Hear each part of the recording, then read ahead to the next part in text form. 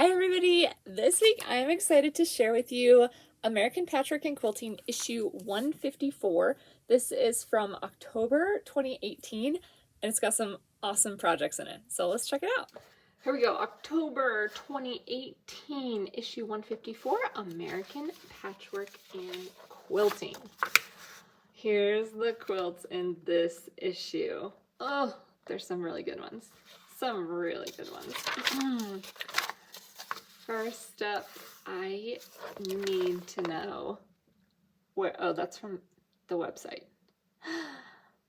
I'm really into this quilt. Oh, I'm really into this quilt too. We have some labels, some notions, more notions. Here's the first one.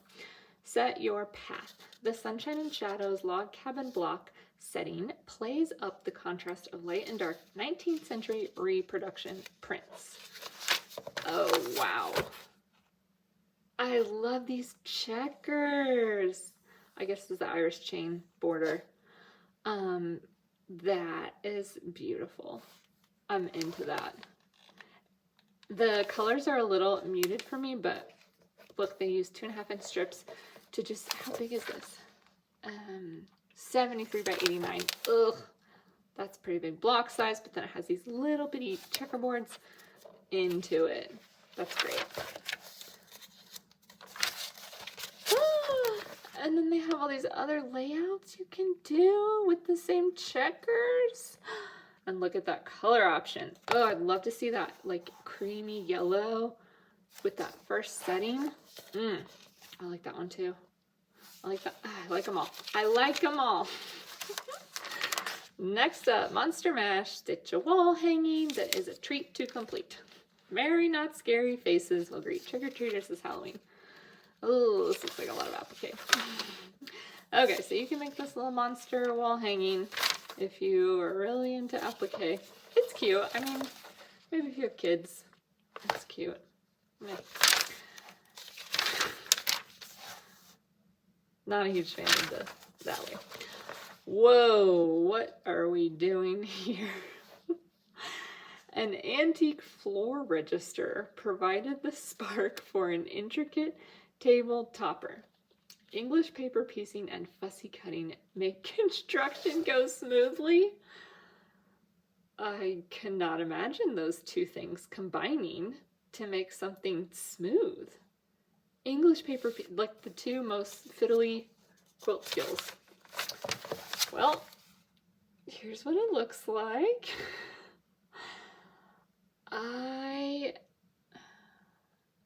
I want to know what's going on with these like borders. Like, see how this is like a black, like, is that English paper piecing stacked on top of other English paper piecing?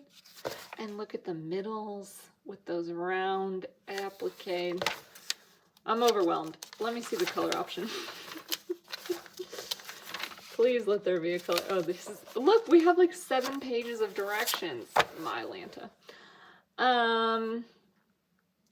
I mean, it's a lot. I do like it as this table runner, better than that kind of mini quilt size. But my goodness, I can't imagine how much work you have to do to get that stained glass look. It looks like they're like the red is the solid and then you fold, like when you're English paper piecing, it's almost like this is the back and this is the seam allowance folded twice over it. But then you have to applique a circle on top of all that. Or 8 circles.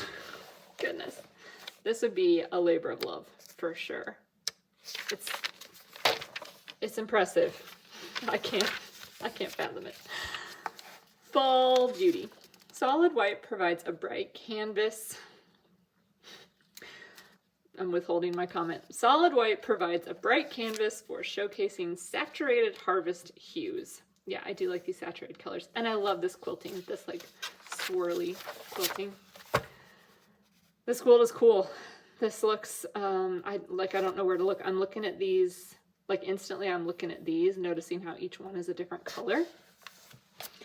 I'm also really into this. I think these are probably it's probably, I don't know what it is. I was gonna guess that it was blocks and sashing, but I really don't know.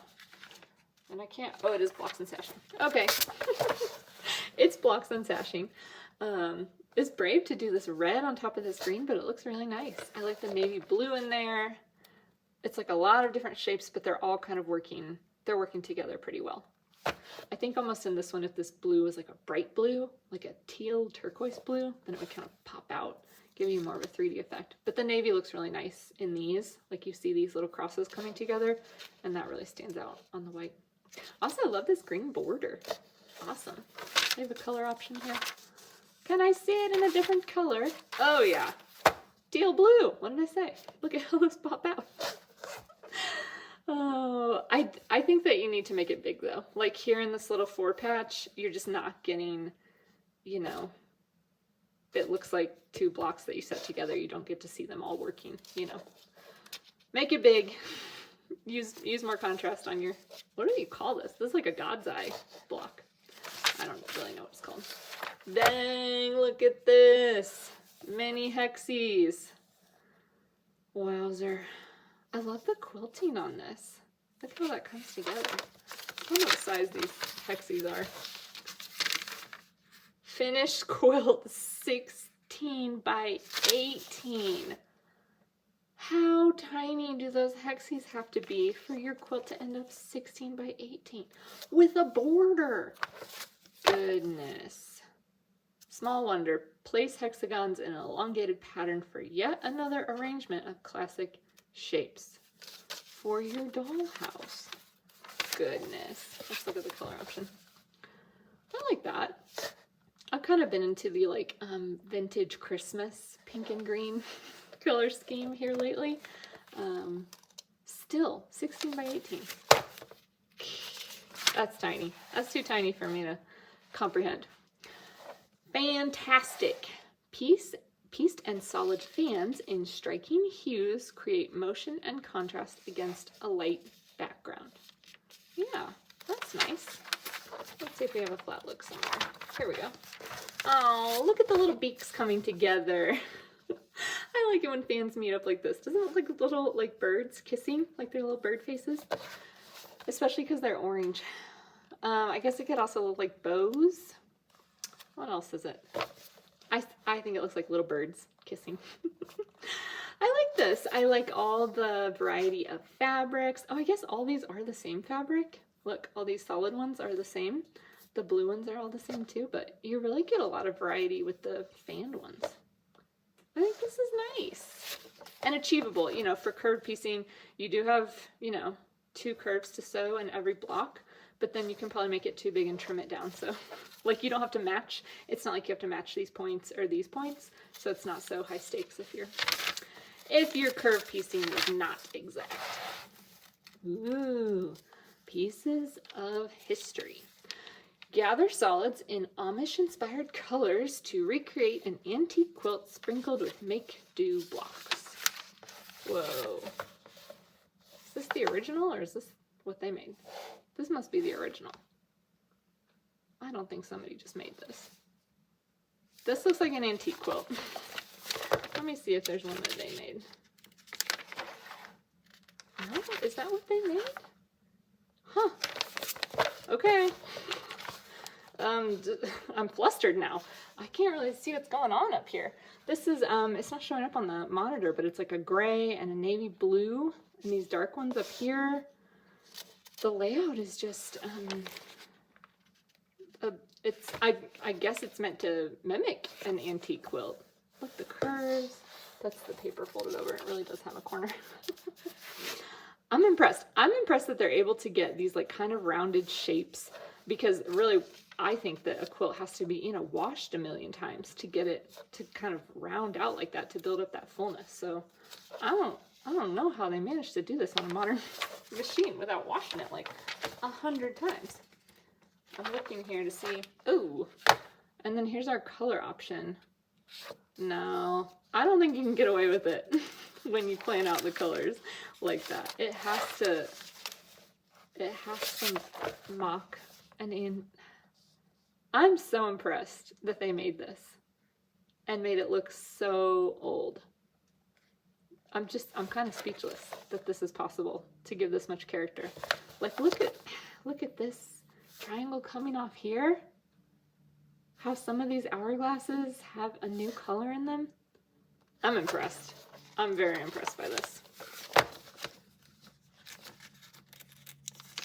Don't love the color option. Wait. Yeah, they tell you how to make it with all those off. Dang. That is an innovation. I've never seen anything like that in a quilting magazine before. That's impressive. Whew, I gotta collect myself. Wildflowers. Preserve the rich hues of your summer flower garden in a scrappy string-pieced wall hanging. Love this. Love scraps on a solid background. Love this quilting. This is awesome. I want to make it, you know, 3 times as big. I want to make 16 of those instead of just 4 of those. I really like the strips in here, like this middle thing, like the organic shape of the flowers with the solid leaves. This is awesome. I'm into this. Oh, but you do have to applique a circle, and maybe you could just leave that out. Or make that a squircle. It's hard to sew circles, so I don't like it as much in the nice colors. I like it scrappy. I like the scrappy one better. Probably lots of people like this one better, but I'm here for the nacho cheese orange background. This one's called Seaside Steps. Fresh, cool batiks evoke a nautical feel in a quilt featuring the Courthouse Steps block. Is this Courthouse Steps? No. This isn't Courthouse Steps. Courthouse Steps is like when the log cabins come together like this. Okay, I can test that this pattern is called Courthouse Steps. I think Courthouse Steps has to be like layers of log cabins. But I do like this quilt. I especially love that piano key border. I think that looks so nice how it moves around the edge. I like that there is a lot of value change in the inside of these squares. Now I gotta know what this what this block really is called. It's not square in a square. It's not Courthouse Steps. I'll figure out what it is. I'll look it up. Oh, look at the color option. Again, kind of like a retro Christmas. I think this like minty green is what gives me retro Christmas vibes. It looks really nice against red. It looks really nice with pink and this blue. What's that block called? Cheddar pinwheels. Now, this is a background color for me. I don't usually like pinwheels because I'm not good at points. And this is a lot of points to be lining up. But look at the shapes, like look at the shapes in the relief. So you have this orange shape, this big spinner pinwheel, and then you have this super weird shape where they come together the other way. Oh, and then you have like a butterfly, Batman going the other way. Wow, that's cool. I like looking at those cheddar shapes. Oh, I love this background too. Look at how it's like, or this border, sorry. I love this border too. I'm so into the background, I can't stop thinking about it. It's got these like random chevrons, like, oh, I just flipped some, but I'll put another one in so you think I did it on purpose. This is cool. I like this one a lot. Would never make it because I'm too afraid of all those points. Holy cow, and the border is diamonds, of course it is. Diamonds are tough, y'all. I'm not here for diamonds. Oh, look at this color option. I don't like it nearly as much as I like that cheddar background. It does really show off the diamonds in the border. It almost, you can't even, like you could have just made this solid black and had this border show off. It's hard to see the contrast with the blue squares. Okay, is that it? Aw, some old irons for us to enjoy here at the end. That was a good one. There's a lot of good quilts in this book. I gotta find out what this pattern is called. I'm sure it's going to be called Courthouse Steps. Who is more likely to be right, me or American Patchwork and Quilting? Definitely American Patchwork and Quilting. All right, update. This quilt that I was so baffled by, this is a vintage quilt. They found this vintage quilt and they're kind of sneaky about it. Like it's a little, it says who photographed it, but it does not say who made it because they don't know who made it. It's a mystery maker. It's a vintage quilt. So they made a pattern for how to make an approximation of that, but their color option is all they sewed. I mean, if they had sewed a modern version of that quilt, they would have shown us, right? So I don't know how I feel about that. There's a lot of vintage quilts that I think I would like to have a pattern for. This one though, I don't know. Like, can we? This looks like something that we can't hope to recreate. Anyway, leave me a comment down below. Tell me what you think about ripping off vintage quilts into patterns and publishing in a magazine. And I will see you all next time. Bye-bye!